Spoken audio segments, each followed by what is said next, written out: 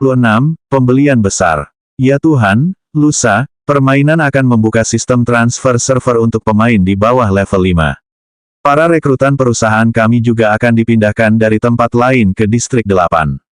Di sela-sela memindahkan biji, Zoe memanfaatkan kesempatan itu untuk memberitahu Fang Heng dan mengucapkan selamat tinggal padanya.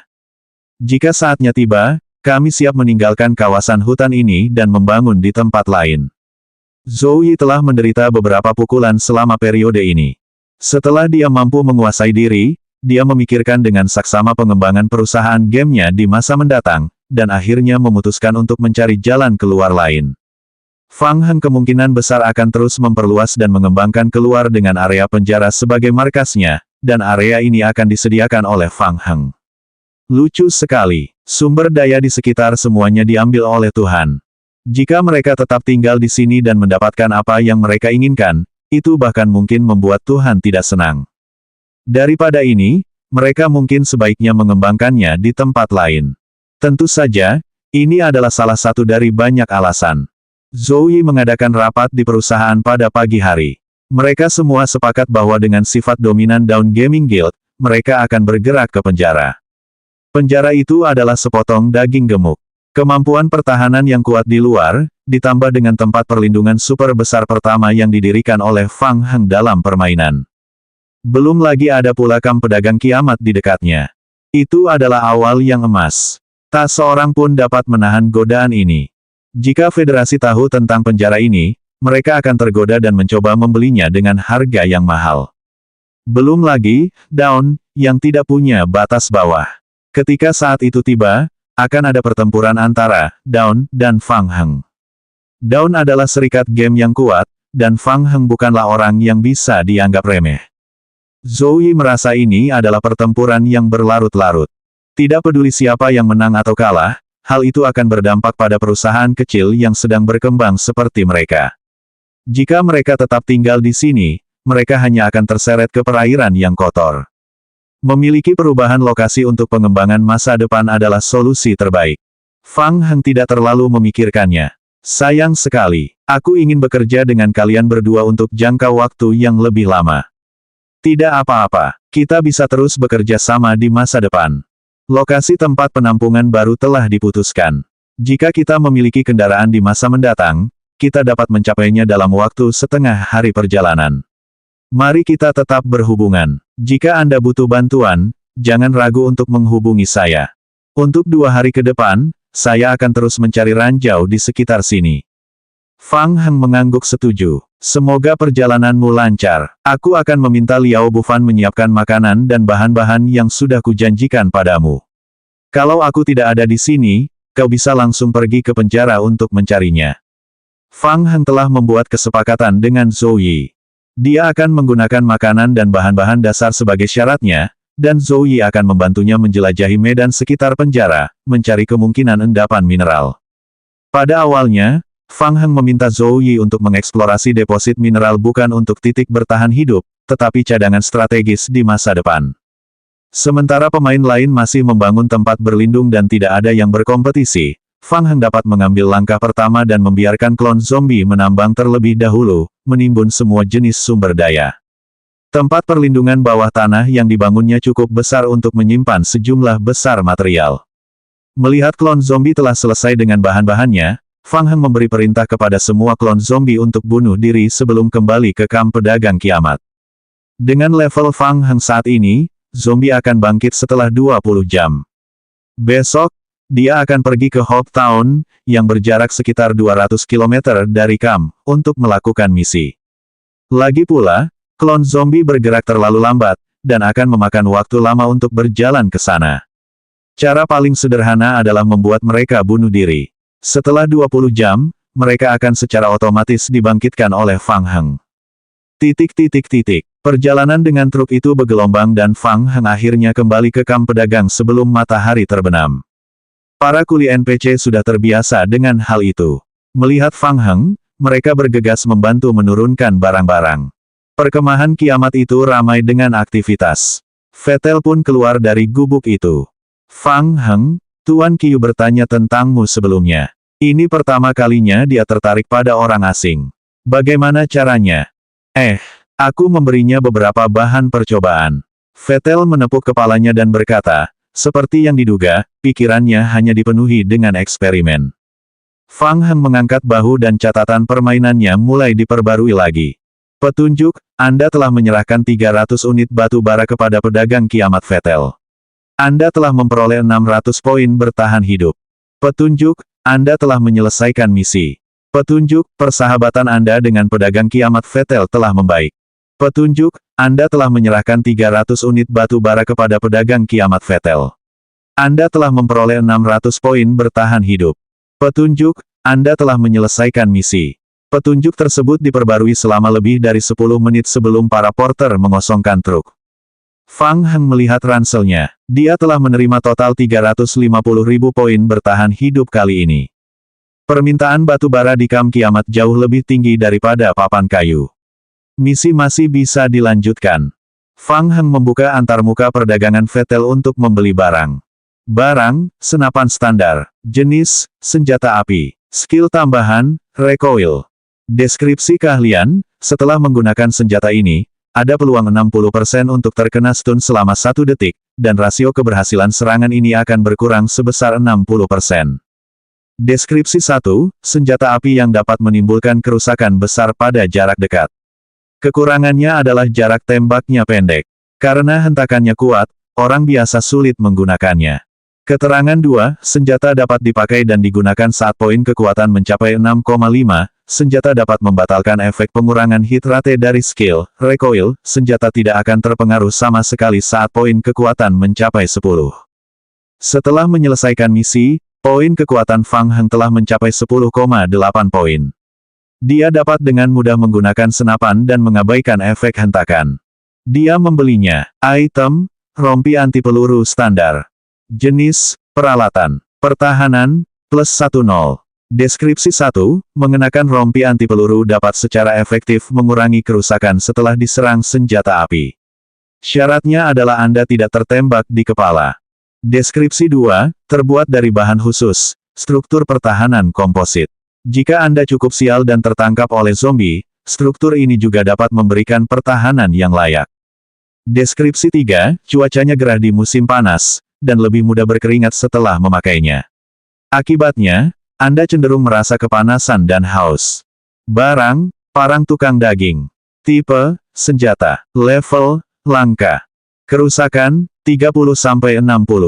Deskripsi 1, parang yang ditinggalkan oleh tukang daging antu setelah kematiannya diwarnai dengan keluhan dan kebenciannya sebelum kematiannya.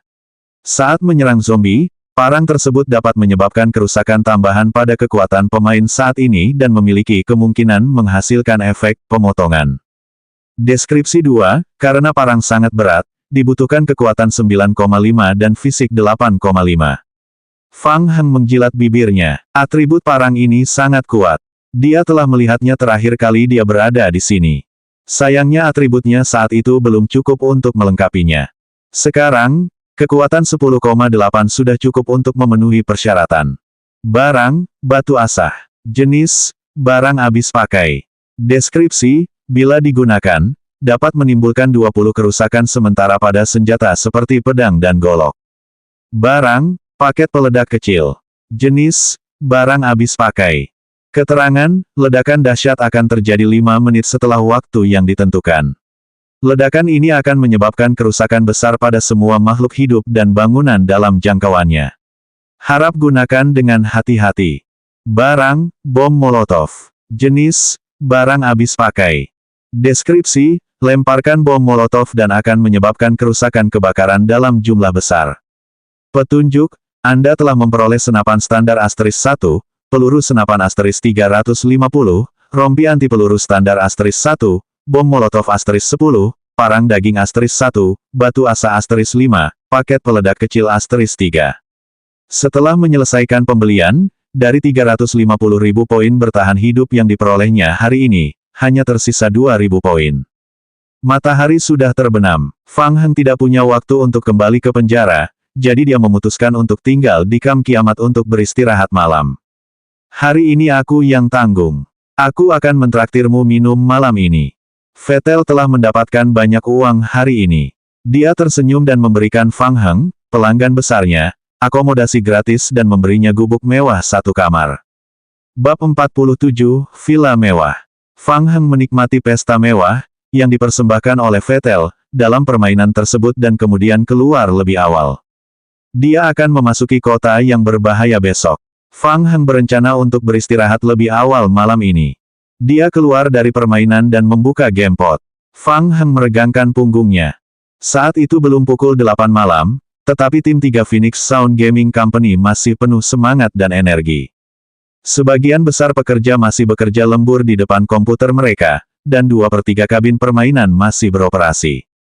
Lebih tepatnya, tim 3 memiliki orang-orang yang bekerja lembur 24 jam sehari. Sekelompok pejuang yang sedang berjuang. Fang Heng bergumam pelan dan mengambil teleponnya untuk memeriksa. Ada beberapa panggilan tak terjawab dan beberapa pesan di teleponnya. Siasi, Fang Heng, bagaimana pekerjaan barumu? Apakah kamu sudah terbiasa? Siasi, tim Seoul tahun ini sama lemahnya seperti sebelumnya. Saya menonton kualifikasi mereka dan melakukan perbandingan. Mereka tidak sebanding dengan kami. Siasi, mereka bermain curang. Siasi, aku menang. Aku sangat lelah. Berbaringlah. Siasi, lumayan. Temanku bilang kamu melakukannya dengan baik dan membantunya. Siasi, kamu tidak mempermalukanku. Aku tahu kamu bisa melakukannya. Semoga berhasil. Nomor tak dikenal, halo, Tuan Fang Heng. Akomodasi Anda sudah diatur. Silakan pergi ke meja depan untuk mendapatkan izin kerja dan kartu asrama. Jika Anda memiliki pertanyaan, silakan hubungi. Baiklah, asrama staf sudah disiapkan. Sekarang saya tidak bisa tinggal di hotel lagi. Fang Heng mengangkat bahu dan menjawab siasi. Kompetisinya sudah berakhir. Kapan kamu akan kembali? Melihat siasi tidak segera menjawab, Fang Heng meletakkan ponselnya dan pergi ke meja depan di lantai pertama perusahaan untuk mengambil izin kerja dan kartu asramanya. Asrama tersebut sangat dekat dengan perusahaan dan berlokasi di kampus, 2 jalan jauhnya. Hanya butuh waktu 10 menit untuk berjalan kaki ke sana. Fang Heng pergi ke toko serba ada di sebelah untuk membeli beberapa kebutuhan sehari-hari dan memasuki kampus dengan kartu asramanya. Saat dia berjalan maju, Fang Heng memeriksa manual check-in asrama yang diberikan oleh resepsionis. 4 orang tinggal di sebuah villa dan masing-masing orang memiliki kamar terpisah. Kamar mandi independen, ruang belajar independen, ruang bermain independen. Perusahaan ini punya manfaat yang bagus. Fang Heng diam-diam terkejut. Ia teringat ketika ia masih menjadi pemain profesional di masa lalu, ia tidak mendapat perlakuan sebaik itu. Setiap hari di villa, akan ada bibi pembersih yang bertugas merapikan area dan membersihkan kamar. Bahan-bahan segar akan disediakan di lemari es 24 jam sehari. Jika Anda ingin makan malam, Anda dapat memanggil koki untuk mengirimkannya. Begitu mewah. Apakah menjalankan perusahaan game begitu menguntungkan? Saya tinggal di kawasan villa kelas atas. Ada juga kawasan villa kelas atas, kawasan apartemen biasa, dan kawasan apartemen kelas atas. Kondisi di kawasan apartemen seharusnya sedikit lebih buruk. Fang Heng menyimpan manualnya. Dia mengangkat kepalanya dan melihat sekeliling, mencari lokasi villa nomor 3 di kampus. Secara kebetulan, 2 pemuda berjalan di depannya. Mereka berdua mengobrol dan tertawa sepanjang jalan. Yang lebih tinggi memegang sekaleng bir di tangannya. Mereka memperhatikan Fang Heng yang sedang mencari arah. Kamu salah jalan. Area villa ada di depan.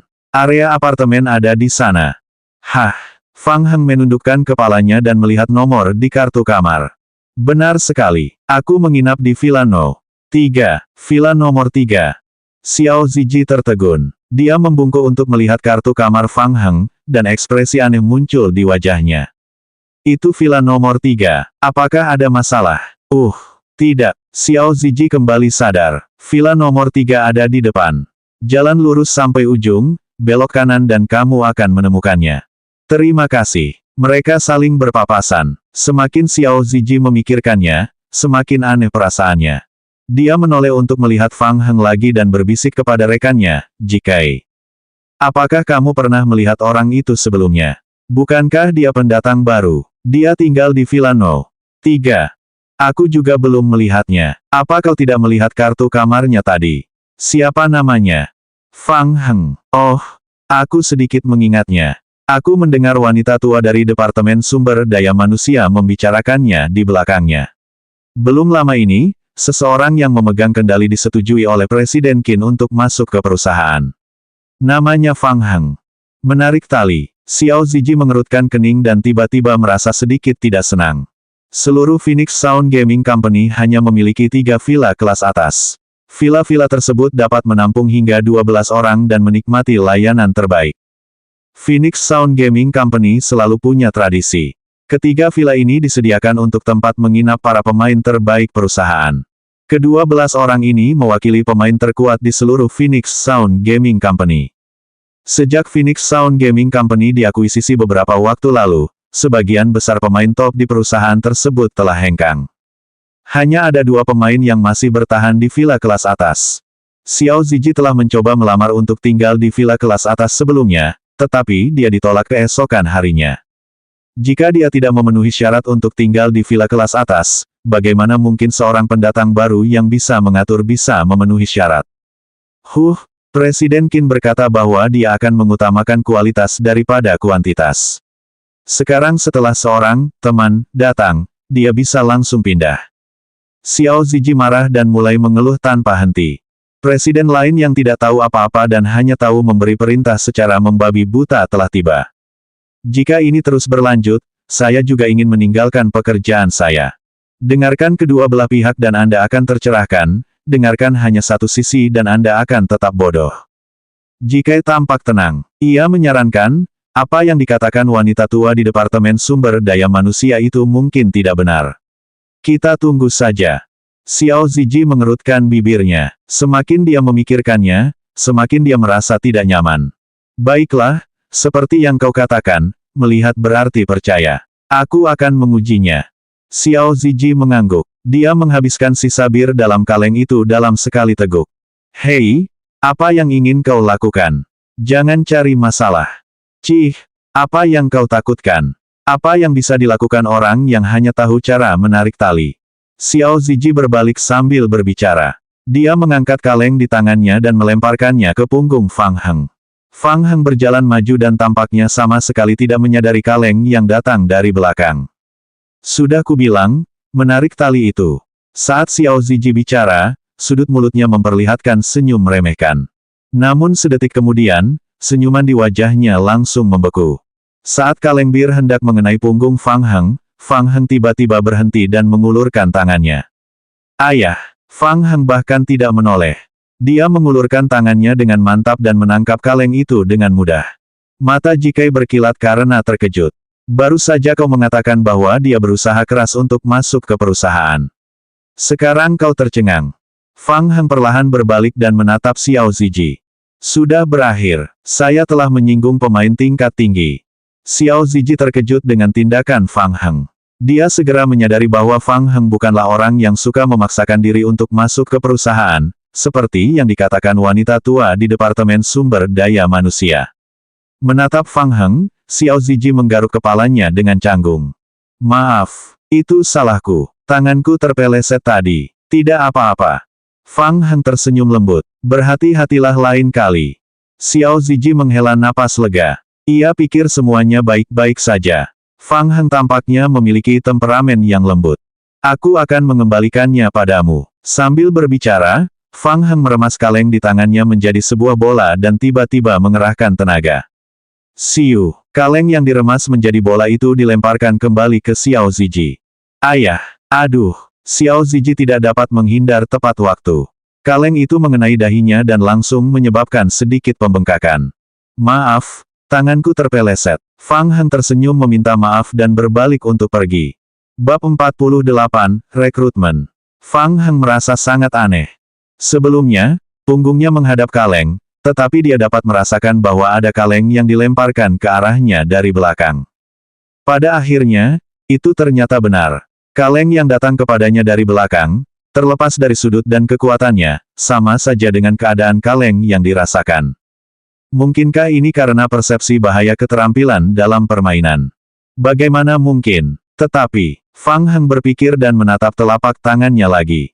Dia mengepalkan tangannya rata-rata. Sepertinya dia juga menjadi lebih kuat.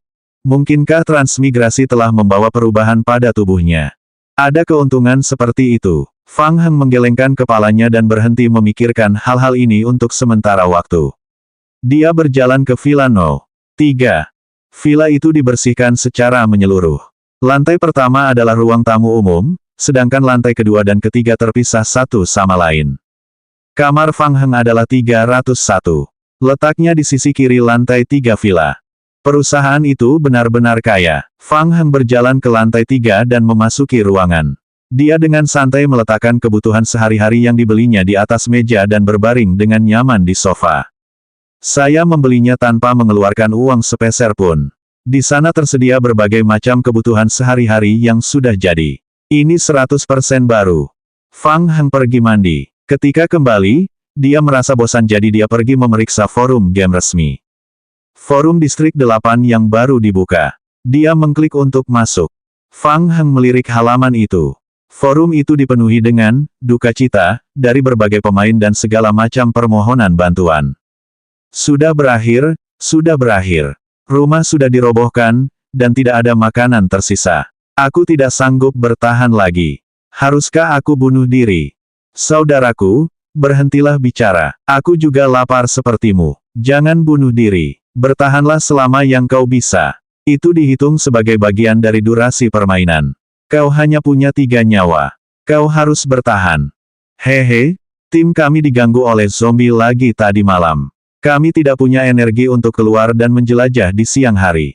Kami akan berbaring dan kelaparan lagi. Bagaimana jika rekan satu tim saya terinfeksi? Bisakah mereka diselamatkan? Mereka tidak bisa diselamatkan. Ikat mereka dan tunggu sampai mereka berubah menjadi zombie. Beberapa akar pohon dapat dimakan, tetapi ada kemungkinan diare. Saya sarankan Anda mencampurnya dengan makanan setiap hari. Kami kekurangan paku. Ada yang tahu cara mendapatkan paku? Bos besar di atas sudah mulai membangun tempat berlindung. Katakan padaku, bagaimana kamu mendapatkan makanan? Tempat perlindungan telah diserang. Apa yang harus kita lakukan jika beberapa zombie menghalangi pintu masuk? Saudara-saudara, bantu aku memikirkan jalan keluar. Ini sangat mendesak. Jangan katakan apapun. Tutup saja matamu dan pikirkan baik-baik. Sebagian besar postingan adalah tentang para pemain yang saling bertukar pengalaman. Bagaimana mereka bisa lebih baik menahan lapar dan bertahan lebih lama untuk memperpanjang waktu bermain. Fang Heng menelusuri postingan tersebut. Ia merasa isinya hampir sama. Tidak ada keterampilan bertahan hidup yang praktis, jadi ia tidak melanjutkan membaca. Lokasi misi besok adalah Hope Town. Hope Town berjarak sekitar 200 km dari kamp pedagang kiamat. Fang Heng memperkirakan akan memakan waktu 3 hingga 6 jam untuk sampai ke sana dengan sepeda motor, tergantung pada kondisi jalan. Fang Heng mencoba mencari informasi terkait Hope Town di forum. Informasi yang diberi garis merah muncul pada halaman pertama. Postingan tersebut diposting oleh manajemen forum 3 hari lalu. Pemerintah federal telah membersihkan gudang pertanian besar di Distrik 8 dan mengubahnya menjadi tempat penampungan sementara dan titik pengumpulan material. Lokasinya sekitar 3 km selatan Hope Town. Pemain manapun di Distrik 8 bisa mendapatkan tempat berlindung di gudang secara gratis. Pemerintah federal akan bertanggung jawab atas keselamatan para pemain. Tetapi pemerintah federal tidak akan menyediakan sumber daya materi bertahan hidup apapun bagi para penyintas. Selain itu, federasi juga akan memberikan berbagai misi pengumpulan sumber daya kepada para pemain. Para pemain dapat memilih untuk menukar sumber daya mereka dengan federasi untuk mendapatkan koin dunia nyata. Menukar sumber daya dengan uang. Aku bertanya-tanya apakah mereka kekurangan papan kayu. Fang Heng bergumam pelan. Bahkan jika mereka melakukannya, Fang Heng tidak akan menukar papan kayu dengan uang dengan federasi. Saat Fang Heng perlahan-lahan mendapatkan pijakan dalam permainan, dia pertama kali menduduki penjara dan juga menjadi orang pertama yang menyelesaikan pembangunan tempat perlindungan super besar. Tanpa disadari, ambisi Fang Heng juga meluas. Awalnya, dia hanya ingin mencari nafkah dari permainan itu. Sekarang, mentalitas Fang Heng telah berubah. Tujuannya adalah membangun tempat perlindungan yang tangguh dalam permainan dan menjadi penguasa yang setara dengan federasi. Federasi adalah salah satu pesaingnya. Fang Heng tentu saja tidak punya niat menjual materi kepada pesaingnya. Kecuali jika harga yang mereka tawarkan tidak dapat ditolak. Fang Heng mengklik tombol, kembali, di halaman web. Dia berpikir mungkin dia bisa mengambil kesempatan untuk pergi ke tempat penampungan sementara federasi besok dan mencari tahu tentang kekuatan federasi. Tidak banyak postingan tentang Hope Town setelah pencarian. Fang Heng meneruskan menelusuri halaman itu. Menurut informasi yang dikeluarkan oleh banyak pemain, Hope Town saat ini dipenuhi oleh zombie. Di antara mereka, ada banyak zombie bermutasi tingkat tinggi. Pemain biasa bahkan tidak bisa mendekati Hope Town, apalagi memasukinya. Federasi itu tampaknya punya beberapa ide tentang Hope Town. Mereka telah mencoba memancing para zombie menjauh dari kota itu dalam kelompok-kelompok kecil selama beberapa hari terakhir. Hasilnya cukup bagus. Kepadatan zombie di kota itu jauh lebih rendah dari sebelumnya. Fang Heng menelusuri postingan satu demi satu. Lowongan rekrutmen. Fang Heng menyipitkan matanya. Lokasi, Hope Town, perekrutan penjelajah tipe tempur. Deskripsi, masuklah ke Hope Town Hospital untuk menemukan sesuatu. Jika Anda bersedia, Anda dapat menghubungi saya untuk diskusi terperinci. Hadiahnya pasti akan memuaskan Anda. Keterangan, misi ini sangat sulit. Bagi yang berminat dapat mengobrol secara pribadi. Masih ada orang yang ingin masuk ke Hope Town Hospital. Fang Heng berada dalam kondisi waspada tinggi. Mungkinkah dia menerima misi yang sama? Fang Heng mengusap dagunya. Ia melihat poster itu, si tua hitam, sedang online dan mencoba mengiriminya pesan. Fang Heng, saya sangat tertarik dengan misi yang Anda posting. Si tua hitam segera menjawab. Si tua hitam, aku ingin kau membuktikan kekuatanmu terlebih dahulu. Fang Heng, saya Fang Heng, mantan pemain profesional. Anda dapat mengakses internet dan mencari informasi saya. Si tua hitam, aku akan mencarinya. Setelah beberapa saat, si hitam tua mengirim pesan lain. Old Black, bagus sekali.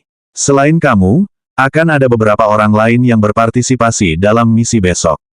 Jika kamu tertarik, kamu bisa menemuiku di gudang federasi. Kita bisa bertemu dan membahasnya secara rinci. Fang Heng, apa hadiahnya? Old Black, 30 poin Raja Para Dewa. Fang Heng mengangkat alisnya. Dia punya poin Raja Para Dewa. Dalam permainan King of Gods, pemain dapat menggunakan poin King of Gods untuk menukarkan berbagai macam item langka bernilai tinggi di area King of Gods. Dibandingkan dengan poin bertahan hidup, poin Raja Para Dewa lebih berharga dan lebih sulit diperoleh. Selain itu, poin Raja Para Dewa dapat ditukar dengan poin bertahan hidup dengan rasio 1:100, namun poin bertahan hidup tidak dapat ditukar dengan poin Raja Para Dewa. Fang Heng menjawab sekali lagi. Fang Heng, saya menerima misinya. Besok siang, gudang federal di luar Hope Town. Si tua hitam, aku akan menunggumu. Setelah membolak-balik beberapa halaman posting lagi, dia melihat bahwa tidak ada lagi berita bermanfaat yang berhubungan dengan Hope Town. Fang Heng menutup halaman web dan tertidur. Bab 49, Tim Kecil. Keesokan paginya, Fang Heng mengendarai sepeda motornya ke kota kecil. Kali ini, Fang Heng memilih untuk menjalankan misi sendirian. Liao Bufan awalnya ingin mengikuti. Mengingat bahaya misi ini dan waktu yang dibutuhkan, Fang Heng memutuskan untuk membiarkan Liao Bufan tetap tinggal. Liao Bufan harus tinggal di penjara agar dia bisa terus waspada terhadap tahanan ular dan gengnya. 5 jam kemudian, Fang Heng mengendarai sepeda motornya ke gudang pertanian yang dikendalikan oleh Federasi. Gudang itu telah diubah menjadi tempat perlindungan sementara bagi federasi. Postingan di forum resmi sangat menarik. Banyak pemain yang ada di dekatnya bergegas ke sini. Saat ini, federasi tidak memiliki distribusi makanan tambahan, tetapi siapa yang tahu kapan mereka akan mulai mendistribusikan makanan. Lagi pula, dengan perlindungan federasi, peluang untuk bertahan hidup selalu lebih tinggi. Ketika para pemain melihat sepeda motor yang dikendarai Fang Heng sampai sejauh ini, mereka semua melemparkan tatapan iri kepadanya. Pada tahap awal, sangat jarang bagi pemain untuk memiliki kendaraan tingkat tinggi seperti itu. Fang Heng menyimpan kendaraannya dan berjalan memasuki gudang besar. Gudang tersebut telah diubah menjadi titik sumber daya sementara bagi federasi. Titik sumber daya sementara federasi terutama bertanggung jawab untuk mengumpulkan sumber daya dari dunia luar. Mereka akan menggunakan koin federasi dari dunia nyata untuk membeli semua jenis material dari para pemain dan terus mengirimkan material tersebut kembali ke pusat keselamatan yang hendak didirikan oleh federasi. Fang Heng yakin pasti ada tempat perlindungan berukuran sedang yang dibangun oleh federasi di bawah gudang tersebut. Ada banyak pemain di gudang dan mereka semua menjaga ketertiban dengan baik. Staf federasi mempunyai kartu tanda staf yang tergantung di depan dada mereka, sehingga memudahkan untuk mengidentifikasi mereka. Fang Heng segera melihat papan nama besar di tempat yang mencolok. Kumpulkan semua jenis bahan dasar. Harganya bagus. Dapatkan bayaran dalam hitungan detik. Di pintu masuk gudang terdapat beberapa loket pelayanan yang memberikan pelayanan seperti pengadaan material, jasa konsultasi, panduan bertahan hidup, dan lain sebagainya. Fang Heng berjalan ke counter. Halo, ada yang bisa saya bantu? Saya ingin melihat daftar akuisisi. Fang Heng menerima daftar akuisisi dari anggota staf federasi. Daftarnya penuh dengan item. Pada tahap ini, federasi hampir menginginkan segalanya. Sumber daya dasar seperti sepotong kayu dapat dijual seharga 30 koin federasi. Di Sucheng, 30 koin federasi harganya hampir sama dengan harga satu bungkus makanan bawa pulang biasa. Server baru itu menguntungkan. Fang Heng mendesah dalam hatinya dan langsung merasakan tekanan berat. Bagaimanapun, itu adalah federasi dan mereka memiliki sejumlah besar uang. Dengan metode pengumpulan seperti ini, mereka dapat dengan cepat membangun tempat perlindungan yang kuat. Fang Heng meletakkan daftar akuisisi di tangannya dan memindai gudang beberapa kali lagi. Tak lama kemudian, dia melihat sasarannya.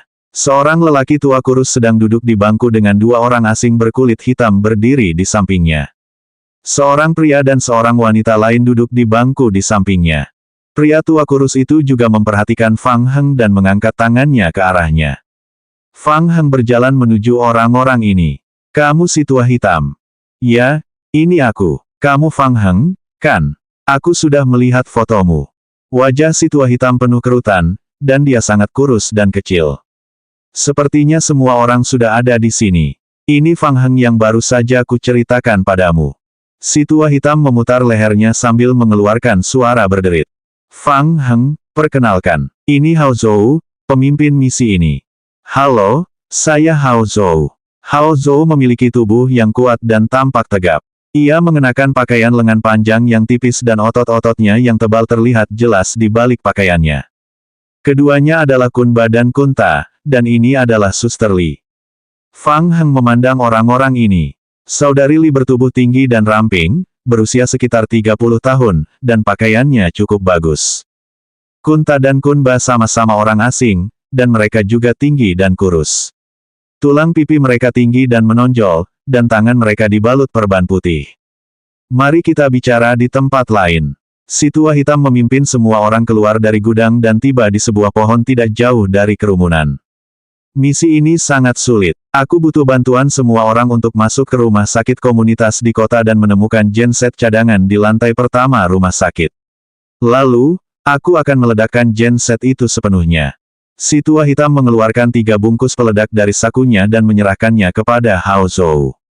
Barang, paket peledak kecil. Jenis, barang habis pakai.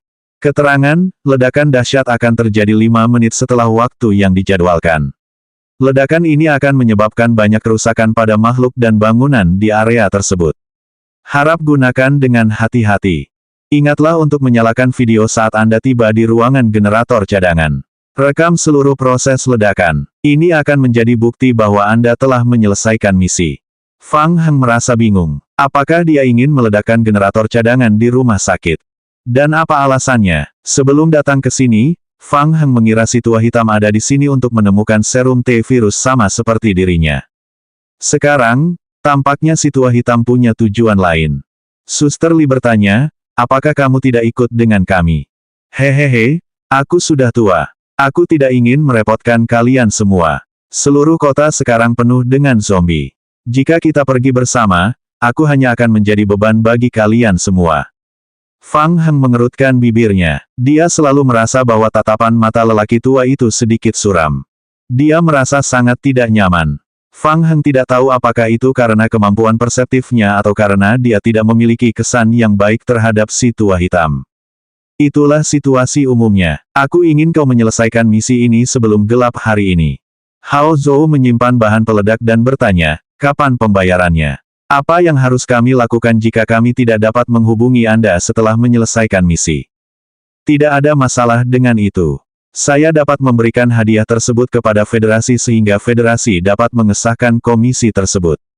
Jika saatnya tiba, bahkan jika saya tidak ada, Anda dapat menggunakan rekaman video untuk langsung menerima hadiah dari notaris federasi.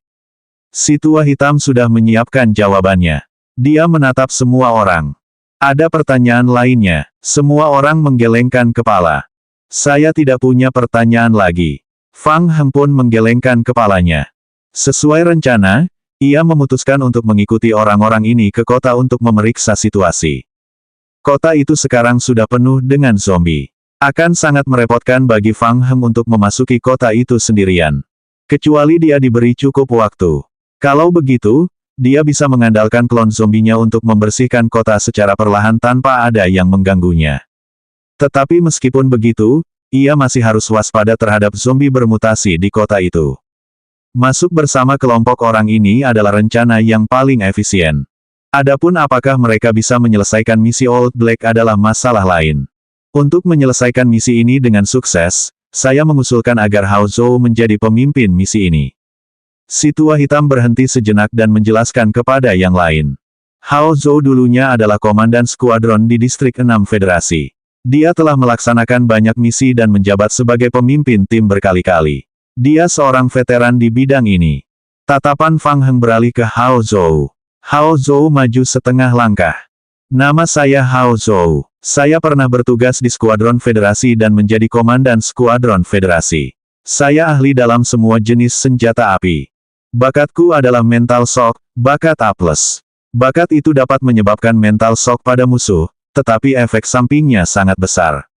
Bakat itu tidak dapat digunakan berkali-kali dalam waktu singkat. 2 tahun lalu, kaki kanan saya cedera saat menjalankan misi dan harus diamputasi. Setelah itu, saya mengganti anggota tubuh saya dengan prostetik mekanis selama permainan Wastelen Apokalipse. Anggota tubuh palsu itu punya keterbatasan besar, jadi saya tidak bisa kembali ke skuadron. Saya juga tidak mau menerima pekerjaan sipil yang disediakan oleh federasi, jadi akhirnya saya meninggalkan federasi. Sekarang aku menjadi tentara bayaran profesional. Saya akan menjadi komandan untuk misi ini. Jika ada yang tidak setuju dengan saya, Anda dapat menyampaikannya sekarang. Dia tampaknya cukup profesional. Fang Heng bergumam pada dirinya sendiri. Bab 50, membobol. Melihat tidak ada yang keberatan, Hao Zhou melanjutkan, baiklah, aku harap kita bisa bekerja sama dengan tulus dalam operasi berikutnya, menyelesaikan misi dengan sukses, menerima hadiah, dan kemudian berpisah. Agar terjalin kerjasama yang efektif, saya mengajak semua pihak untuk memperkenalkan bakat dan kemampuan masing-masing. Semua orang saling memandang. Aku pergi dulu. Saudari Li berkata, saya memiliki bakat tipe pendukung peringkat S. Saya dapat menciptakan penghalang persepsi dengan radius maksimum 5 meter. Penghalang itu dapat menghalangi persepsi makhluk luar terhadap segala sesuatu yang ada di dalam penghalang itu. Di bawah penghalang itu, bahkan jika zombie melihat kita, mereka tidak akan mengira kita manusia hidup dan menyerang kita. Maaf mengganggu, tanya Hao Zhou, termasuk zombie yang bermutasi. Ya, penghalang itu masih efektif terhadap zombie bermutasi level 1. Sedangkan untuk zombie bermutasi level lebih tinggi, kami belum sempat mengujinya, jadi kami belum bisa memastikannya sekarang. Hao Zhou mengangguk, menunjukkan bahwa dia mengerti. Sekarang giliran Kunba dan Kunta. Kakak laki-lakinya, Kunba, berbicara dalam bahasa Mandarin yang agak kaku. Kami berdua telah berlatih tinju sejak kami masih muda.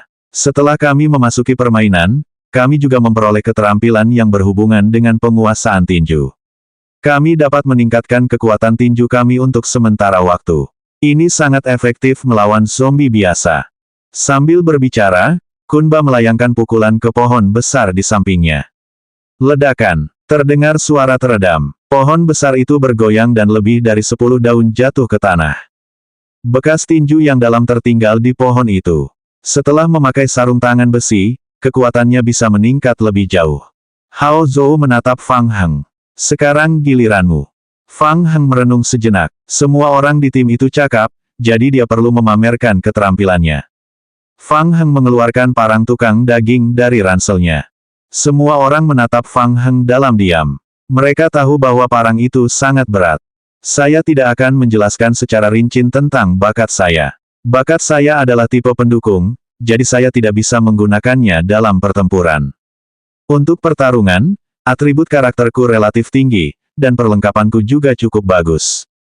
Beberapa di antara mereka terdiam. Peralatan bagus. Atribut karakter relatif tinggi. Perkenalan macam apa ini? Kenapa kedengarannya seperti sedang membual? Fang Heng melihat tatapan ragu semua orang dan tak dapat menahan diri untuk tidak mengangkat parangnya dan melambaikannya ke udara beberapa kali.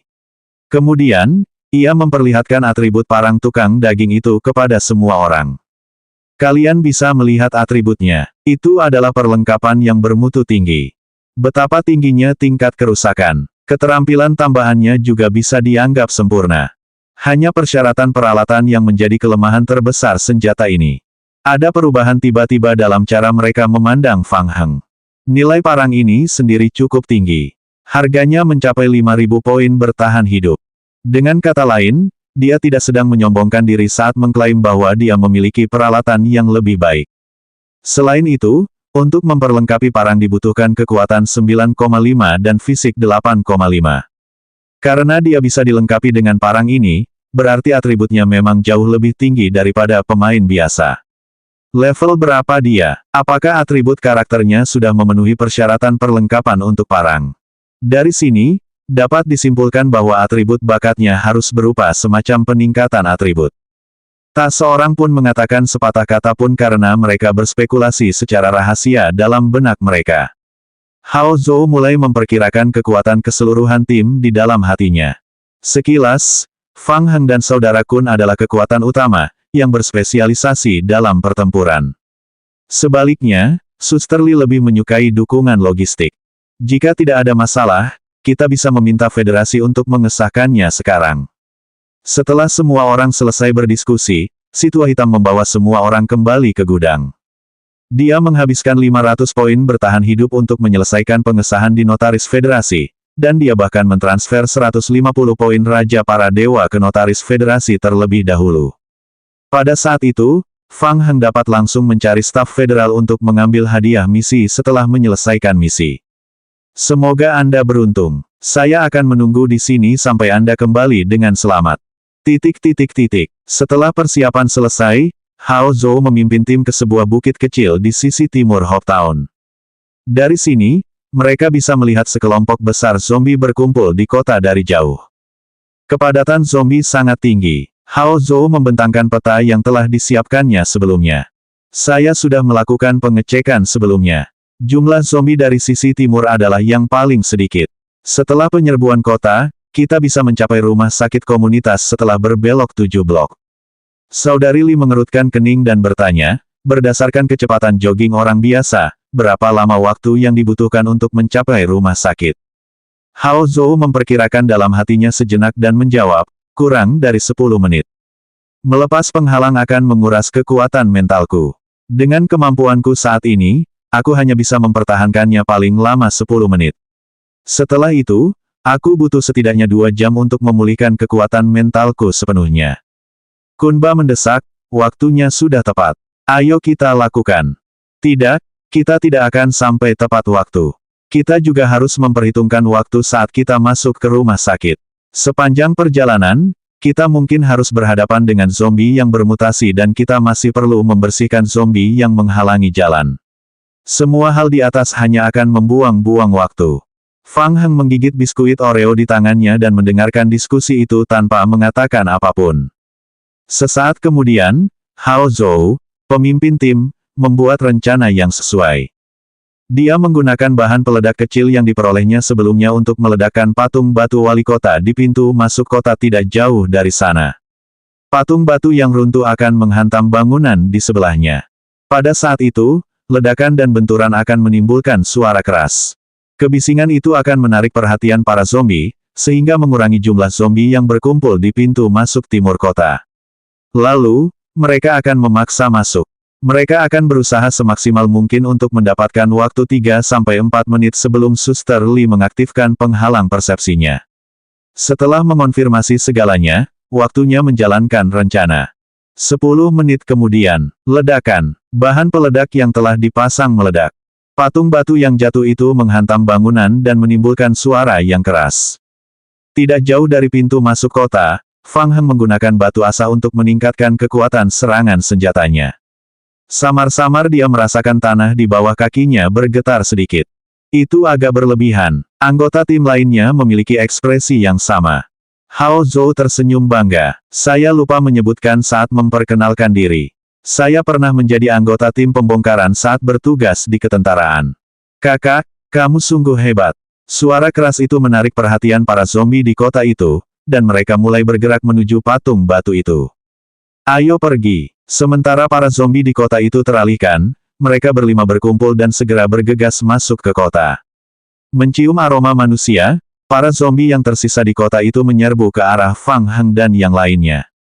Untungnya, zombie bergerak lebih lambat pada siang hari. Kelompok itu berlari-lari kecil sepanjang jalan. Hao Zhou memimpin jalan, berusaha sekuat tenaga menghindari kepungan zombie. Dia hanya akan melakukan serangan balik saat tidak ada jalan keluar. Setelah melengkapi sarung tangan itu, kekuatan kedua bersaudara Kun Ba dan Kun Ta meningkat lagi. Mereka berdua menjaga sisi-sisi tubuh dan dapat dengan mudah membunuh para zombie hanya dengan 2 atau 3 pukulan. Fang Heng menjaga bagian belakang kelompok itu, memegang parang di tangannya. Serangan langsung. Darah berceceran dan zombie yang menyerang mereka dari kanan terpotong menjadi 2 bagian oleh parang. Petunjuk, serangan Anda telah menimbulkan efek pemotongan. Petunjuk, Anda telah membunuh zombie. Anda telah memperoleh 2 poin bertahan hidup.